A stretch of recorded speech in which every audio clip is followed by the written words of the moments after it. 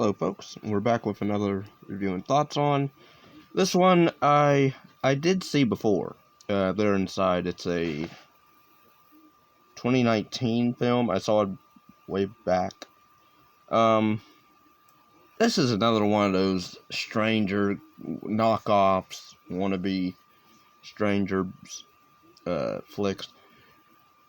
I mean, I don't want to say it's a bad film, but I have a problem with some the acting in this is fine from everyone.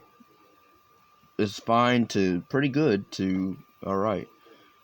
I mean, the premise, basically, two sisters and a few friends, they go to a cabin in the woods to film a passion project. Pretty much, I guess, a documentary of the older sister, the one that's doing the documentary.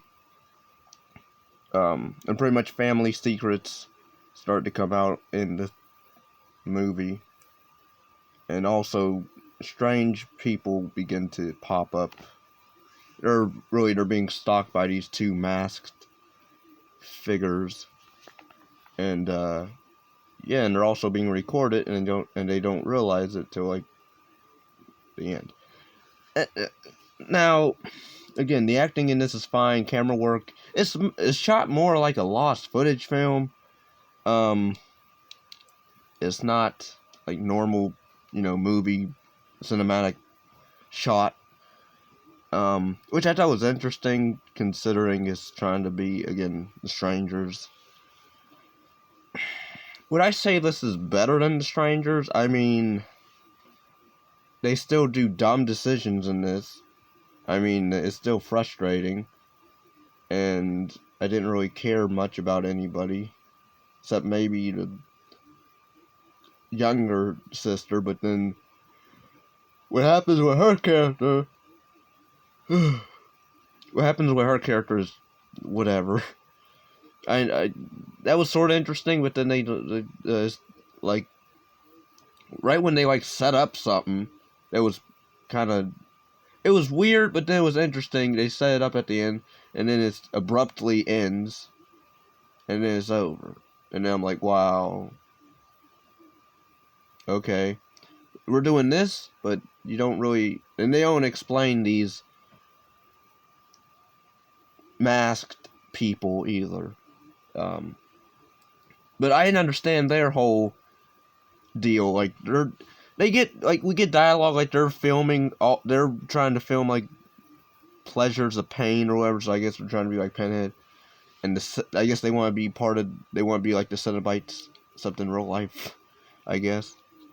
I don't know. But they're trying to film their own passion project, kinda. And this movie has weird edits also. Like, there's scenes where it does like this day one thing, and it has like this weird music in every single one. And then it goes to day two, and then something happens.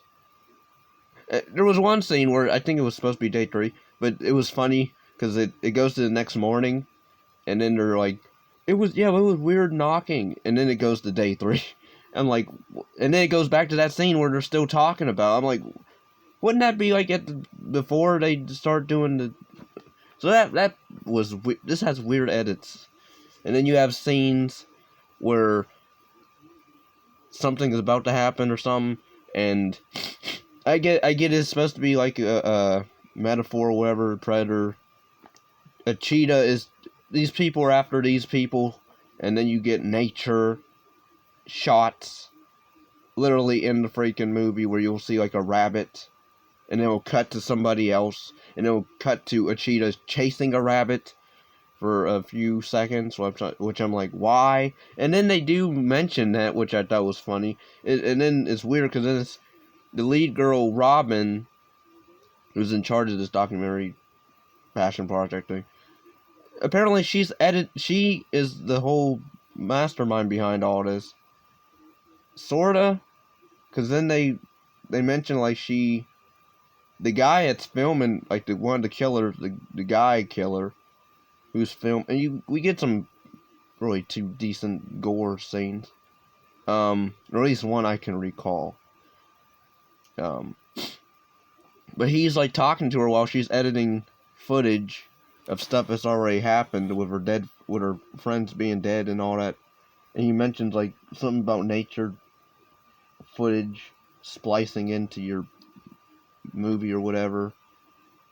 And then we get like dialogue about their childhood, maybe like their dad abused them, or at least the youngest daughter or the youngest sister, and she believes he's coming after her or something, or that's why all this is happening. But then I'm like, what? I thought he died. They say he died of a heart attack or whatever. But she connects these people to him or something. Then that was weird. So yeah, like the story, the family dynamic dialogue stuff was kind of wonky for me. And now it's raining. But yeah, this was directed by John Paul Panelli. Also co-written by him, and screenplay by him, I guess. Again, he did like a decent job and stuff. The character of Robin, who is like the main,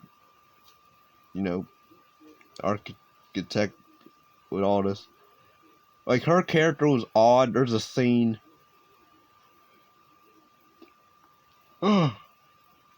They do at least twice in this movie where something happens or they're talking normal, and they'll have like this other footage of her where she's like in front of a mirror and she's like miming, like she's like making weird facial expressions, like faking smiling, and then she's like,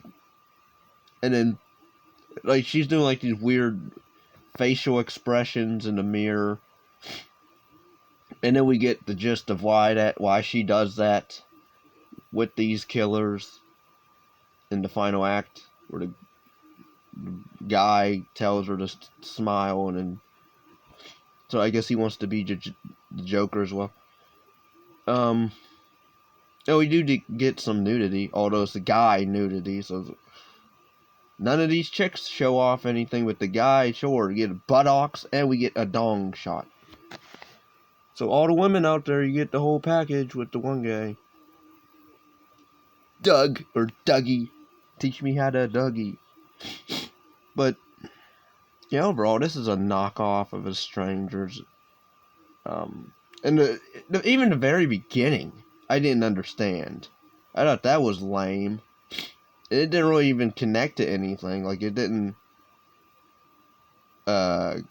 impact the story at all.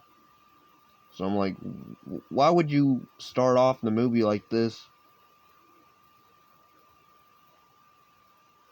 And then really not even address it, but I don't know, maybe it was to show how crazy these two are or something, I don't know.